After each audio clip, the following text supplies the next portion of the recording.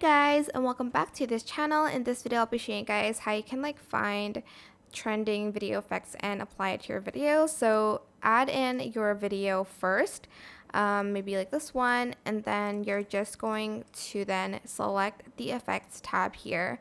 Then you are going to look at video effects and then select the trending tab, and here you'll find a lot of the video effects that are currently trending on CapCut.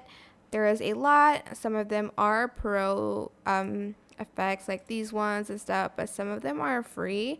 So you're just going to then add it to your video like so, and then you can add more than one effect if you'd like to. Maybe you'd like to add this edge glow after this halo blur is has ended, sorry. And yeah, that is pretty much how you can use these trending video effects on CapCut PC. I hope this tutorial was helpful for you guys. Here also you can change the strength, by the way, and the speed.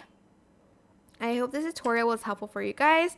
Don't forget to like, comment, share, and also subscribe to this channel if you haven't done that already. If you have any questions, just leave it in the comment section down below and I'll try my best to answer them all for you guys. And if you found this video helpful, please click the thanks button above the description box down below. Thank you so much for watching. Bye!